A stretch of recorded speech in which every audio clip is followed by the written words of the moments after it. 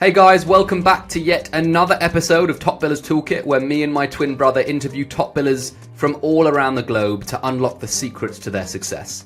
Today's guest is Joe Walsh. Joe is the founder and managing partner of Mural Group, and in just 9 months with a small team of 4, Joe's company has gone from making 3K every month to 100K months. They did this by capitalizing on 2 main strategies: building a successful RPO model and systemizing their business to make everything more predictable and repeatable. In today's episode, we're going to be talking about the main systems that Joe and his team designed to really move the needle forward. We're going to be discussing elements of how to build a successful RPO model, and we're going to be talking about the journey that the company's been through from going from 3K to 100K months and what it takes to get there. I hope you enjoyed today's episode, guys. As usual, grab a cuppa or a glass of wine, depending on when you're listening to this, and let's get into it, shall we?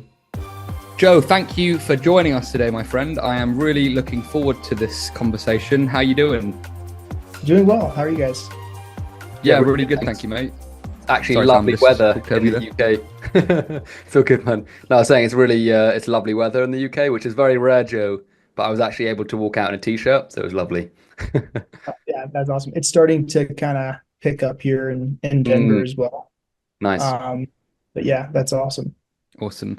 Joe, let's jump in with the very first question, which is, what's the number one tool in your toolkit, whether it be a mindset, strategy, or software? Yeah, I think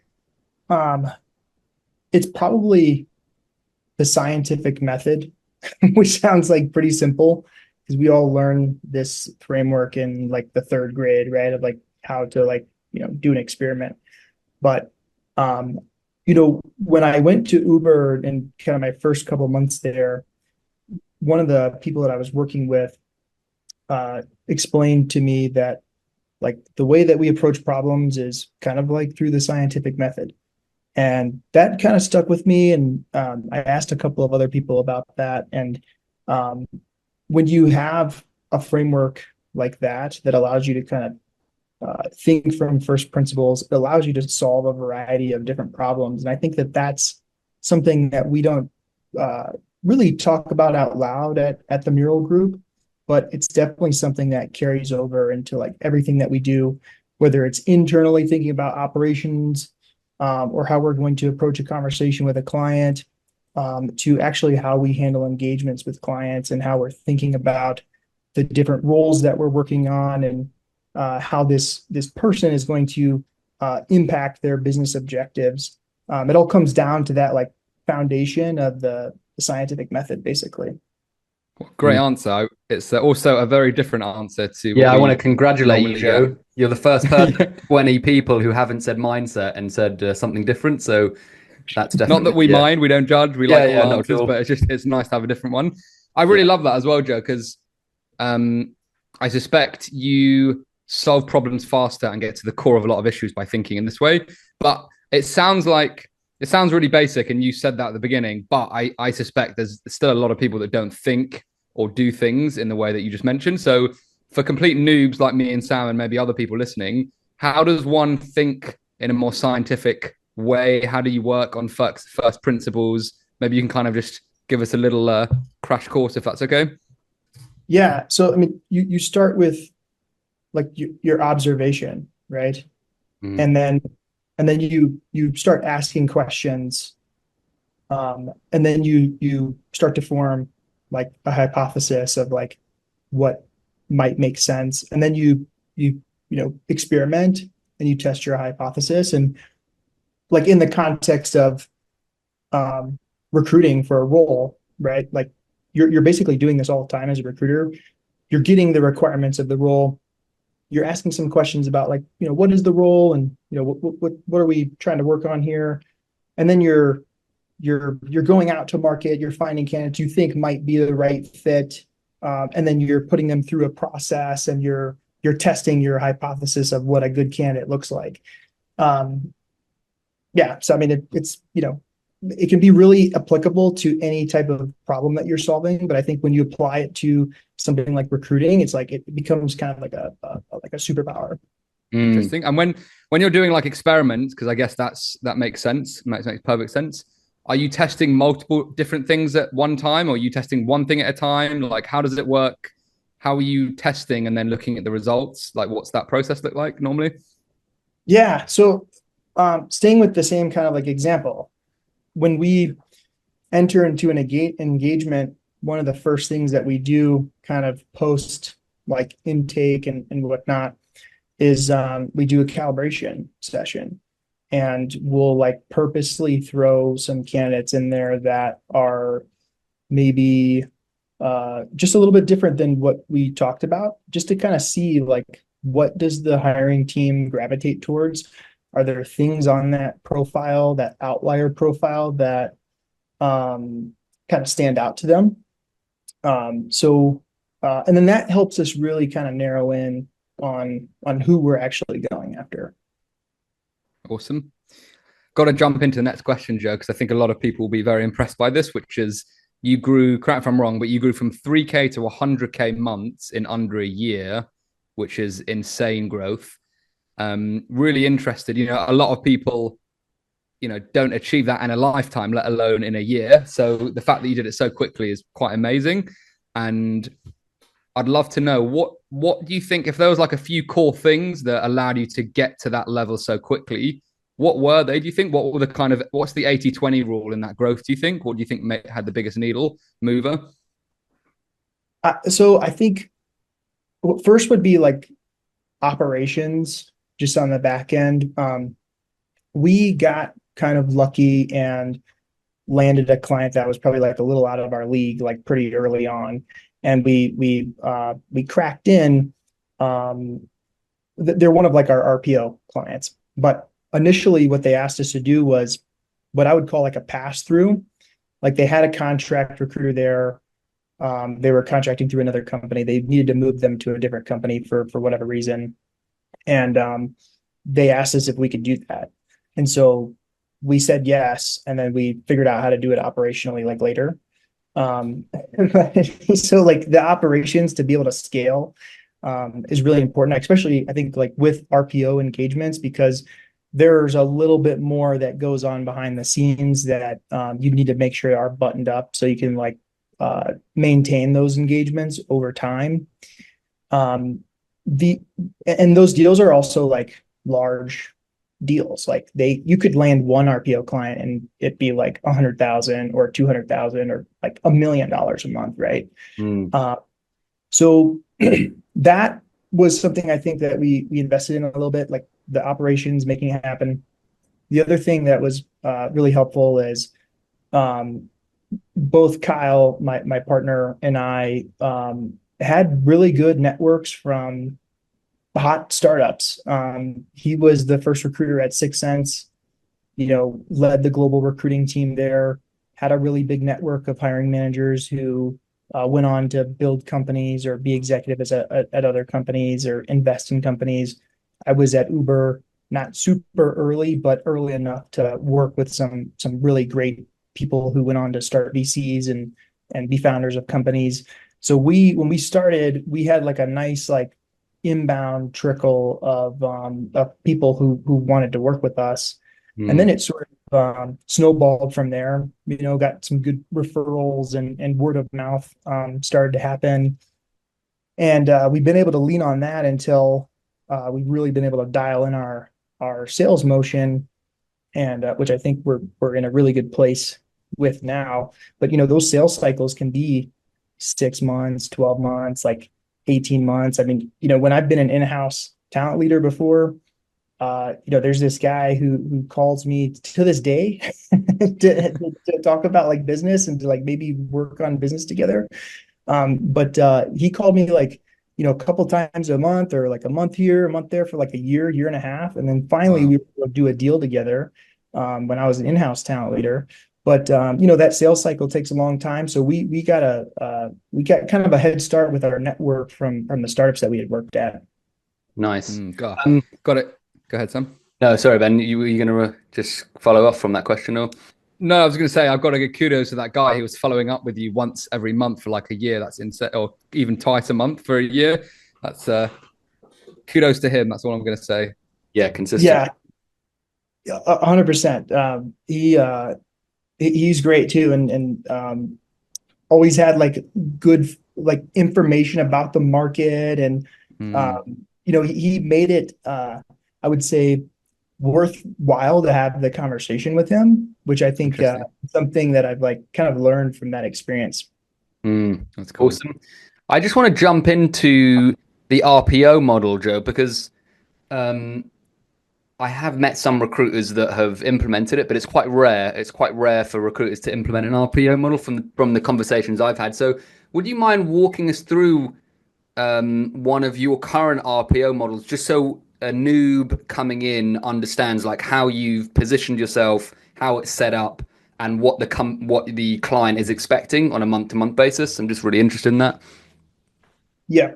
So usually when we sit down with a client or we're going to like do our outreach or our pitch mural group, we're not necessarily pitching like RPO or contingent or retained or exec search. We say like, hey, these are the things that we do that we feel like we're really good at. And then when we sit down with the client, we've listened to what their problems are, and then sometimes we'll pitch them like, hey, you have um, 25 roles that you need to hire over the next 3 months. It probably doesn't make sense actually for you to do those on retainer. Mm, It makes a lot of sense for us, but it probably doesn't make any sense for you. And I always think like you want to treat your clients like investments. You don't want to like bleed them for all the cash that you can get out of them. That's not, I think, the right approach to it. So a lot of times we'll kind of craft hey, here's this other option that you could take, which is we can put 3 or 4 really good recruiters at your company, and they'll be employees of Mural Group. mm, We'll handle the payroll and everything, and then we can even put like a project leader in, as well, if you don't have like a talent leader or something like that. And then they operate like just like in-house recruiters, just on a contract basis. interesting. um we're pretty hands off in like most of those scenarios, but we'll be as hands on as the client like wants us to be. And we Mm, have regular check-ins with the client to make sure that everything's going well. If people are having challenges or they're struggling with filling their roles, we'll touch base with those contractors and try to figure out what's going on and try to help them be successful mm. ultimately. But I mean, that's basically how it operates. Interesting. That's really interesting. And my next question is, so you're essentially hiring contract recruiters to go into this company and sort out their recruitment. How do you, because it's that, yeah, are they new people? Are they people that you've just met? Are these people within your company? Because the first thing that went into my brain is if they are new people, you're giving them a lot of responsibility for a new client that could be worth hundreds of thousands, if not millions, and then just sending them in. So I'm just curious how you navigate that. Yeah, I think that would really depend like on what structure they have in place. Like, Mm, because we do it differently. Like we have one client where we have an internal person who's like pretty hands-on. I mean, they're like actually like kind of leading the engagement and like managing the team, and they're essentially like a part of Mural. okay, Um, cool. and then we have another engagement where we're pretty hands off. We're not like filling roles or anything like that, but they have a really good like structure in place. They're a later stage company. They Mm, have a really great head of talent. So they don't really need us to be like super in the weeds with them. cool. That's interesting. Interesting. Sorry, Ben, did you have a question? Yeah, and if you're not in the weeds, what role are you having then, Joe? What kind of value you bring to the company at that point? Yeah, I think the value is when you're thinking about your recruiting capacity, and especially in the like context of a startup, it fluctuates, it varies. Mm, Sometimes these startups are not even doing like headcount planning cycles, and so you need to be able to scale up that capacity really quickly. And the one of the best ways to do it, I think, is like working with a firm like Mural, who has built talent teams in the past knows what good recruiting looks like and knows what recruiting looks like in the context of a startup and can build your team that you can kind of like turn up and turn down based on like your capacity needs. Interesting. And these contractors that you're bringing into the company, Joe, are they working under your company name but just contracting for that company? Am I right in saying that? Yeah. So we Cool. pay. Yeah, their paychecks like basically come from us. Cool. Okay. And then they're just sitting in an office in that company, but under your company name. Cool. That's really interesting. And so I guess my other question was, how do you know you're hiring the right people to go in there? I'm guessing that's the art of being a good recruiter. But like I said, that it's still putting a lot of, if they are new people, it's still putting a lot of responsibility on them. So I'm still unsure of how are you yeah, how do you guarantee or at least limit your chances that a new recruiter is going to go in and do a great job or screw it up out of interest? Yeah. So I think it helps that both Kyle and I have built recruiting teams before. Mm, But we kind of, so we have a good network of recruiters who, and right now there's so many really good recruiters on the market for kind of like work. So, it might be people that we've worked with in the past. But a lot of times it's actually people that we haven't worked with. mm, And so how do you like assess them and make sure that they're like good?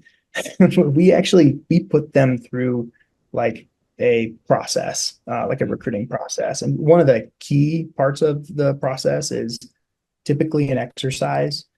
And it might be a little bit different based on the company, but it's essentially three components. So one is like a little sourcing exercise. We want to see that, you can go and source candidates, what good looks like. The second part is typically like, hey, pitch this company with the information that you have externally, and then specifically give me the equity pitch. Because that's a lot of the time the difference in like a recruiter for like in the context of a startup is the startups are not paying, the salaries that like the FANGs are paying. And you have to have a really nice, clean pitch on the equity and sell the upside of what that might look like. So we want them to do that. And we want them to show that they know the mechanics of equity too, like to understand options versus RSUs. Are they going to get themselves and your company in trouble if they're saying things about, the equity that you wouldn't want to say? Like, guaranteeing that their strike price is going to be a certain amount or something like that. So that's part two. And then part three is we usually draft up like a hypothetical email that they would get from like the CEO or the CTO or the founder or something like that. And it's usually something along the lines of like, hey, I have this great referral. I want to make them an offer tomorrow. The role is not budgeted, but I've already cleared it with the founders. So can you draft me up like some offer numbers and a couple of other like tricky questions like that. I want to see how they respond to those questions, because the recruiter that like I would not want to hire in a startup environment is the recruiter who's like, we can't do that. Like we can't do, we have to post the role and we need to make sure that we are following all of the rules. And it's like, sometimes you got to throw the rule book like out the window. Start with the scientific method and ask the questions and figure out what's going on, and then like approach the situation with nuance. And so like that's like the one recruiter that we want to watch out for. The other recruiter that we try to watch out for is like the recruiter who's like, sure, whatever you want. Like we don't want the order taker either. So we want to see like what kind of questions are they asking, as they write back to the CEO or whoever it is. And then that tells us a lot about like how good is this recruiter in the context of this company. Really interesting, man. So you've got basically a vetting process before you place them in to see how good they are, which sounds really detailed. It's awesome. I'd love to get into this next question, Joe, because I feel like it's so important about intake calls. And you said something that really struck a chord with me, which is I think a lot of the reason why recruiters don't close or do a good enough job at pitching themselves is they don't understand how to tie the problems into the business and really understand what the business problems are. And I still, to this day, I'm amazed that when I speak to recruiters and I ask them questions, how honed in they are on recruitment. And when I ask them problems about the business, they're like, they have no clue. They just don't understand how the people that they're placing affects the business. And I'm like, it kind of blows my mind. It's like, that's the whole reason why you're placing people, is to impact the business in some way. Anyway, so I'm waffling on, but I'd love to know, like, how did you learn this in the first place? And then like, what's the process now? What kind of advice and or kind of tips can we give to people who might not understand this very well? Yep. So when I started off as an agency recruiter, like fresh out of college, I definitely did not understand this. I kind of was like, the candidate hits the boxes, checks the boxes, and they're willing to have an interview. That's and you can have success like up to a certain point doing that. But where I really learned this was at Uber, because when I first got to Uber, I was really not very good at all. I was pretty bad, and I was like, every day I would walk into the office and I'd be like, man, is this the day that I'm like getting fired, or like what's and finally I had I just sat down with like one of our recruiting leaders, and he was like, look, like you need to go and spend time with the business and really understand like what they do. So like we were building the early like Uber Eats teams, and I didn't really know much about like food delivery other than it was like, car picks up food, brings it to person. And there's this like whole dynamic of this three-sided marketplace where, the restaurant has incentives, the eater has incentives, the driver has incentives. And if you're trying to hire a general manager for one of the early Uber Eats cities, you need to understand how the three-sided marketplace works and how business is going to incentivize those three sides to capture market share. So spending a lot of time with the business is key. But we oftentimes like run into businesses that we are like super unfamiliar with, and they maybe even have roles that like we've never really worked on before. And we have an intake like form that we built. It's very similar to the one that was built at Uber by someone. And we start with like the basics, like, okay, what is the level of the role? Where do they sit at within the organization? What's the salary band? You want to get all of that like basic info out of the way. And then you want to start asking about like, okay, like what does your team do? What are they really responsible for? Because a lot of times you might like see their title, maybe they're like VP of product or something like that, but they might also have like data science underneath them, and they might have design underneath them. And so if you're hiring somebody for their team, you have to understand like that what their scope is and what their mandate is as an executive, and how all of those teams play into each other. So we sit down, we ask about the team, the structure of their team, and what everyone does, all the different verticals are responsible for. And then we ask about how this role is going to play a part in their business objectives. And we'll just flat out ask them like, what are your OKRs for this quarter? Are you what's going to stop you from like hitting your OKRs. Mm. And then we try to get some examples of like actual work that this person is going to do. And then we try to understand who's doing that work today. Because whoever's doing that work today is probably closest to the work. And we want to go and talk to them too and really dig into it.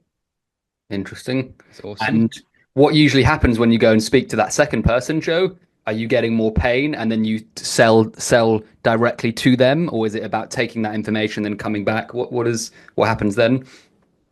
Yeah. So I mean, this is mostly like post sale, I would say, but Okay, see, sorry.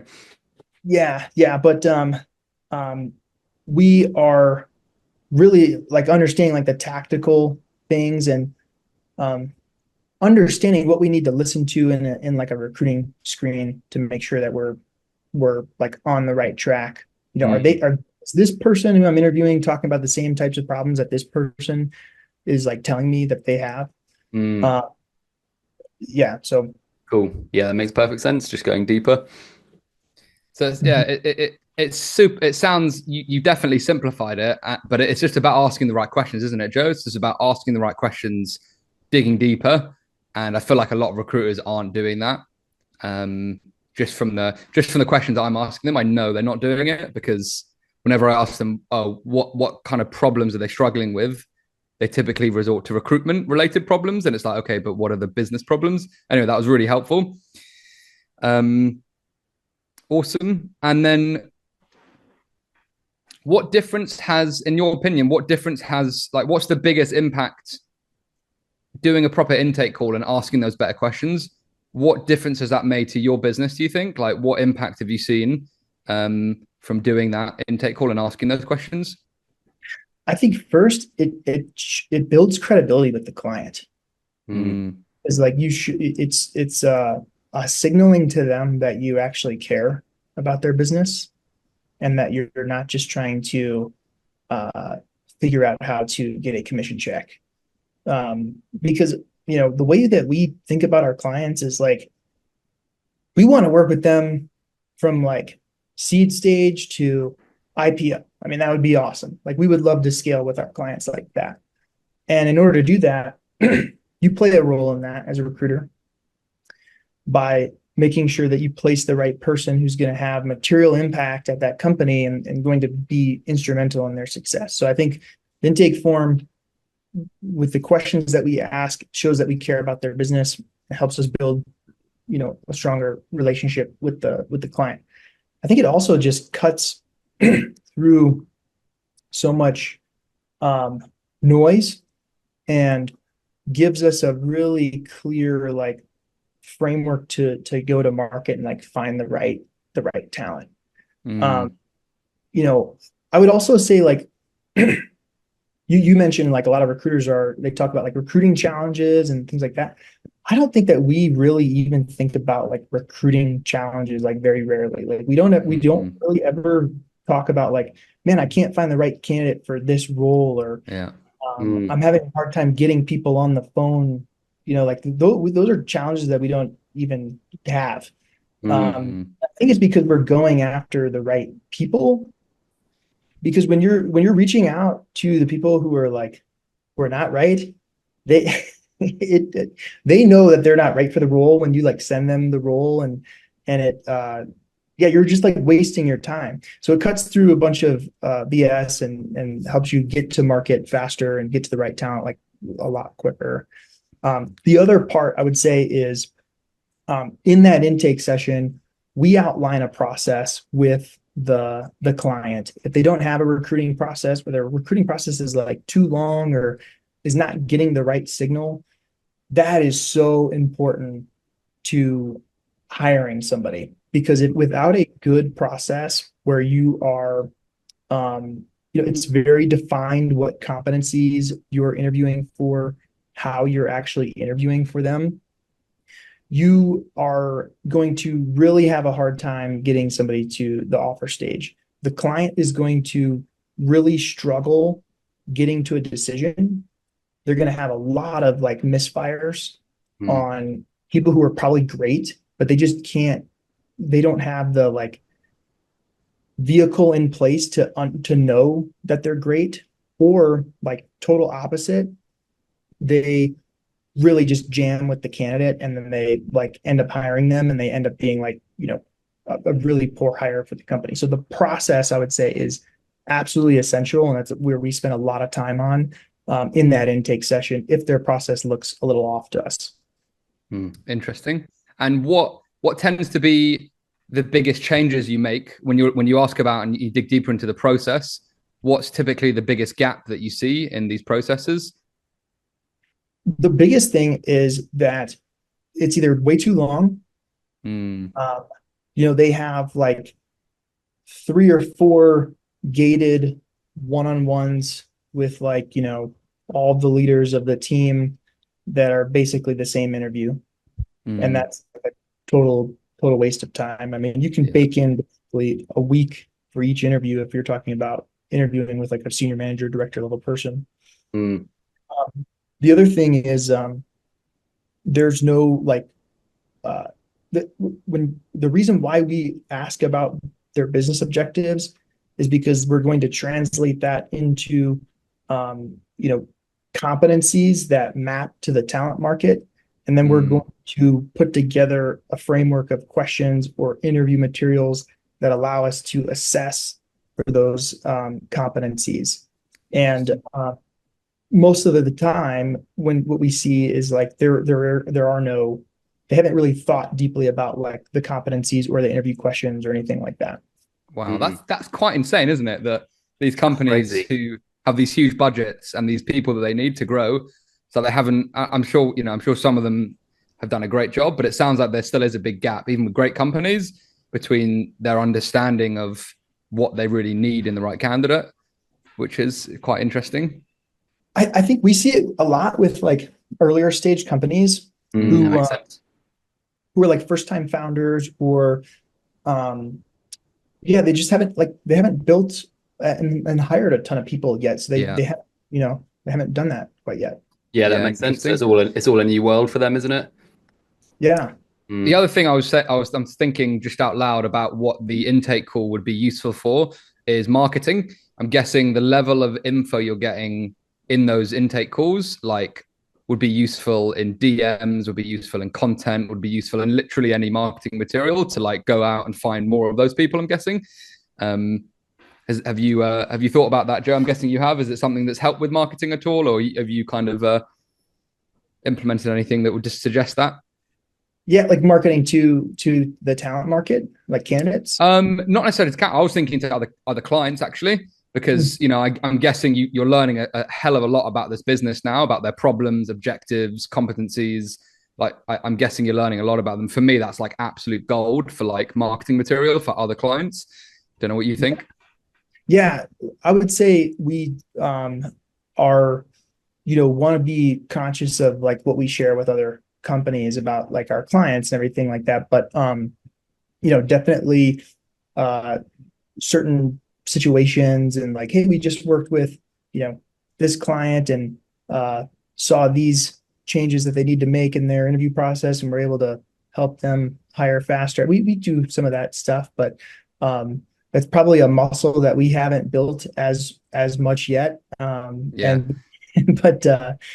it sounds like you haven't needed to, because I'm guessing this kind of goes back to the question that I missed, which is a huge portion of your business is referrals, isn't it? Your process sounds so efficient and so good that you're getting people coming to you from referrals for a lot of your business at the moment, I'm guessing.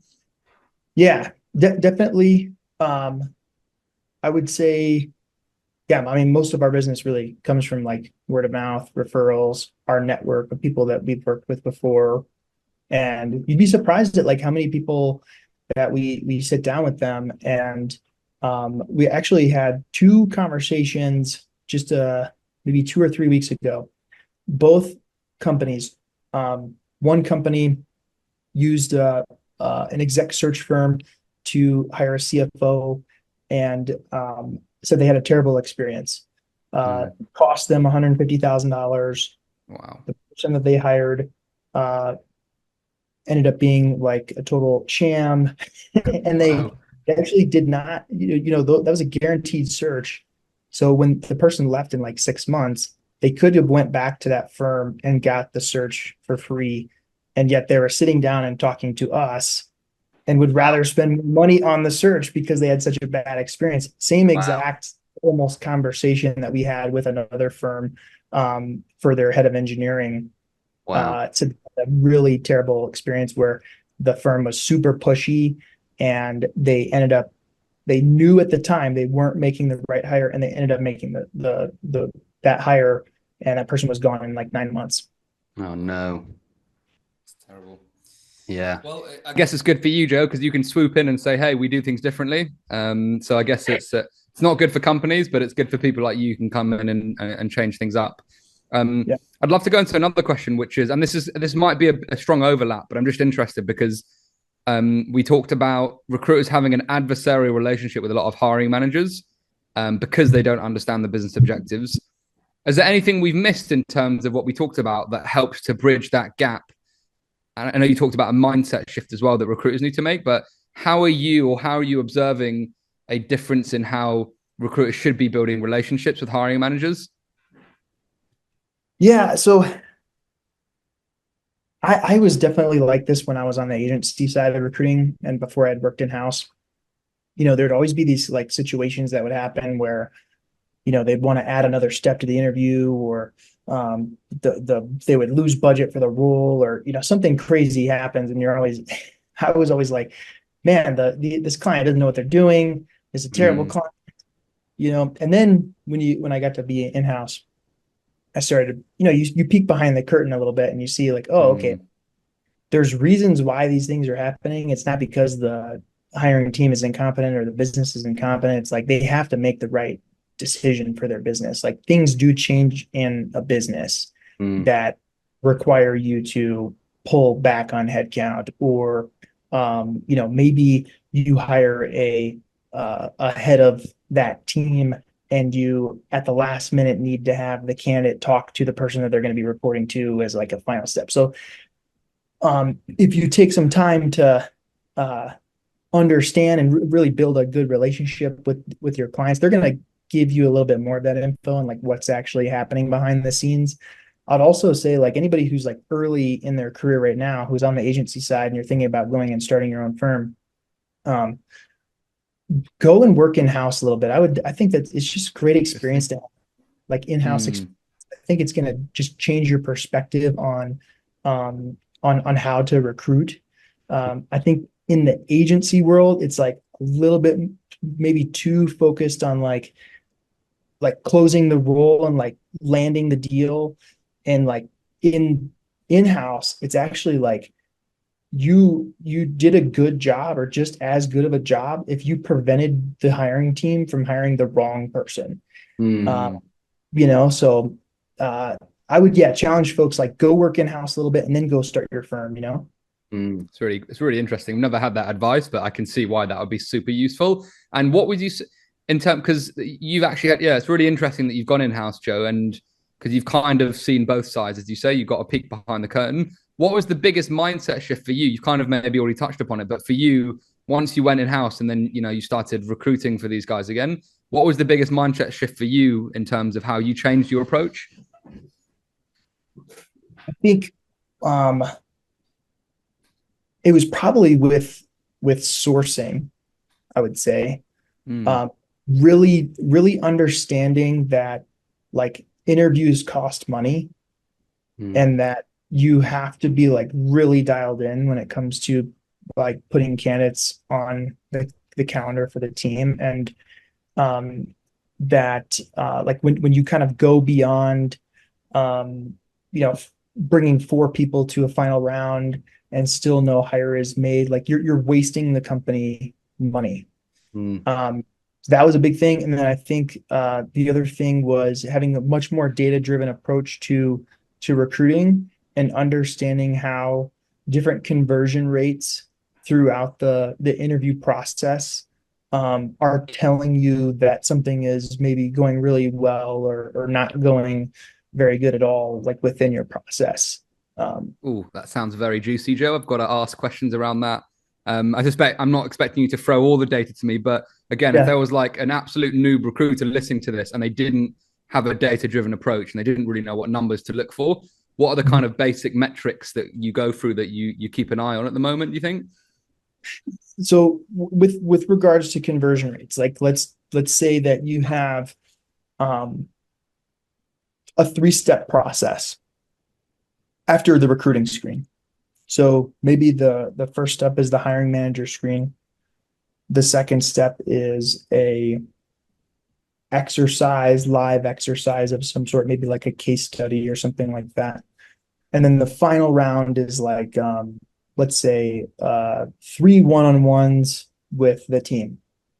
And you're noticing that there's a really high pass-through rate once we get to that like third stage, the assessment stage. And then there's a huge drop off at the final stage. So the final stage is, you're 0 for 5 or you're 0 for 7, but you're like 9 for 10 or 6 for 7 at like the third stage. Something is happening at that third stage that is not assessing for the right signal that is going to lead to success in the final stage. Or what other could be happening, and maybe this is also happening in tandem, is in that final stage, there's like total misalignment amongst like the interview panel.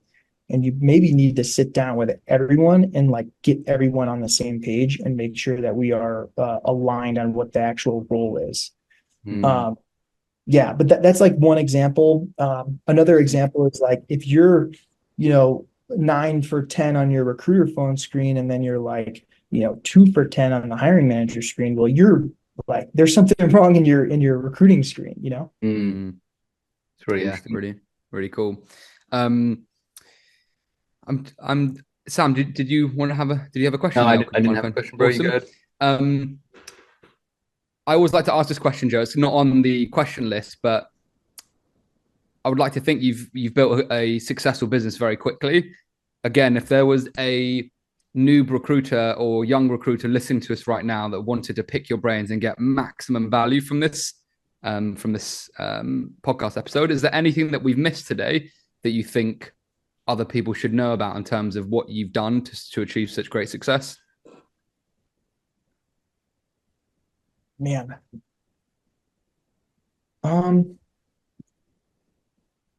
Well, I think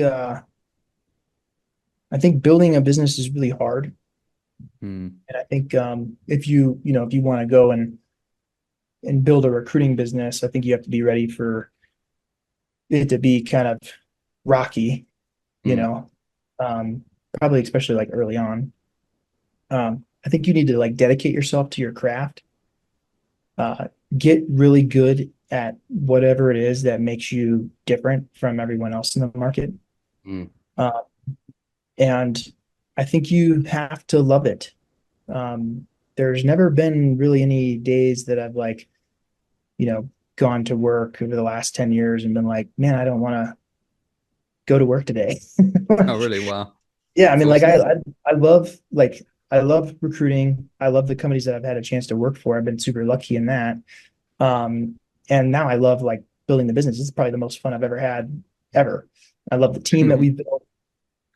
So you really do, you have to love it. You have to like really want to work on your craft, and you have to be just down with the struggle a little bit here and there. It's not always going to be super, super highs. That's great. Great advice. I'm also interested in the whenever someone says they're good at operations, I'm always interested in that, because I feel like, again, me and Tam are going for this at the moment. We're like working with operations managers and people that can come in and really help us with systems and operations, because I wouldn't say it's our natural forte. But I know from recruitment, speaking to other recruitment businesses as well, it's not a natural skill that it doesn't come naturally to a lot of people, like being able to build really robust systems and build replicable, is that the right word? Systems that other people can use. Like, again, if you had any advice on your experience with operations, what what can people do to get better at it? What can people do to build better systems? What can people do to get better results around that side of things? I would say like the first thing is to like understand like prioritize what your biggest efficiency losses are. Like where do you spend the most time doing manual work where you could be like impacting the business in some capacity, either for us it's like either sales or like delivery to clients. So early on it was like, man, we got to pay all these contractors now. We got like these RPO things, and we got to figure out like how to pay these contractors and make sure that like their invoices come in on time, and make sure that our invoices go out on time. And so, we sat down and we kind of like built a system for that. And, there's tools that exist that like make that really easy. But, just simple things like having an email alias that's like invoices at the Mural Group. Like, contractors can like send it to us, and it goes to me and Kyle. And so if Kyle's like gone one day, or I'm gone one day, like one of us can like handle those things. So I would say like we're like elite operators, but it's definitely like something that we focused on to gain efficiency so we can spend more time doing sales or delivery to clients. Awesome. That's great. Go ahead, Sam. Sorry, Ben and Joe. I'm just curious, Joe, if there was one or two things that you have built from an operation standpoint that's had the biggest impact on time, because like you said, you're probably working on the biggest time suckers to begin with, aren't you? And then all those little bits kind of probably trickle in afterwards. But what systems have you built that have saved you the biggest amounts of time, do you think, if you were to speak about one or two? Well, I'll talk about something that I think is not necessarily is like saving us time today, but I think it's going to save us time in the long run. Cool. As we start to scale our company. And that's like we got Notion pretty early on, and we started documenting kind of like how we do things. And we just about have like a playbook for like when we go to hire 3 or 4 recruiters that we haven't worked with before, who will be like full desk recruiters in our team. I feel pretty confident that we have like the playbook in place that we can like hand off to them, and they can have like a ton of success at our company. So I'm super excited to see how that plays out like over the long term, because we've kind of like slowly started to invest in like over time, just like the playbook of how we operate and like who we are, and how we approach engagements with clients, and our cultural values and things like that. Awesome. And you do that all on Notion, Joe? That's your like hub for storing all your SOPs and where all the operations live? Yeah. Notion is kind of like our home base. Interesting. We were thinking about Notion, and I know Ben doesn't really. Well, you do like Notion, don't you, Ben? But not as much as me. Yeah. No, I like Notion. I'm just more of a. I just have a. I'm one of those people that likes a very simple, like dead simple. Like it needs to be kind of like if an 8-year-old can use it, I like it, if that makes sense. And I feel like maybe Notion is for like a 10-year-old. So you like a Google Docs, Google Drive. Yeah, exactly. That's exactly. I'm that kind of person. I just like really simple stuff. Yeah, but that's interesting. So what you said, Joe, was firstly you're storing everything in one place in an easy to use software like Notion. But one of the biggest time savers that you think is going to be useful is when you're onboarding new recruiters and having everything laid out about your business. It's already there, like how to do this, how to do that, how to do this. Am I right in saying that? Yeah, I think 100%. I think that will allow recruiters to have success faster. I think it's just also going to allow us to scale faster too. Yeah. Awesome, man. Love that. I feel like anyone listening to this, that was gold, Joe. So it's like, look at what's sucking up time in your business. What are you doing right now that you shouldn't really be doing? Create a playbook, like create a SOP systems around how it works, either in Notion or Google Docs. and then pass it on to someone else if you can. Or do it yourself, but I guess find a way to do it more efficiently that doesn't suck up your time. Anything to add to that, Joe? I would add a caveat to that. I would say that like you don't want to be spending a bunch of time like building systems and process though either. Like if that becomes the result, then it's like detrimental to your business. So I would say watch out for that. And especially like if you're a small firm like ours, like we don't try to over process, things or automatize too much, but just to make us faster. Yeah. I feel like the problem is most of the time though, it's we're looking at extreme levels. Most people are probably sit on the extreme end of not doing it as opposed to doing it too much where it's time consuming. That's just, I don't know, from my experience speaking to recruiters, it's like they spend very little time building systems. And so they end up in this like the same place, if that makes sense, kind of spinning their wheels. But yeah, no, it's a good point, Joe. And yeah, thank you so much, mate. I think I've run out. I think we've finished all the questions now, Joe, unless you have anything else you'd like to add for the pod. No, I really appreciate being on, and I've seen quite a few episodes, and really enjoy like all of the conversations that you guys have had. So it's exciting to be on, and you'll have to have Kyle on next. Awesome. Maybe would love to, mate. He's awesome as well, and it's been great working with him. And we've seen a lot of success together, and hopefully more success in the future for the Mural Group. Awesome, Joe. Yeah, thank you so much, mate. It was so nice to have your perspective and a different perspective today and different topics to speak about. So thank you so much for coming, mate. Really appreciate it. Yeah, absolutely. Hey guys, thanks for tuning in to this episode. If you enjoyed it, please don't forget to subscribe on YouTube and Spotify. Tune in for another episode next week, and we look forward to seeing you again very soon. Peace and love.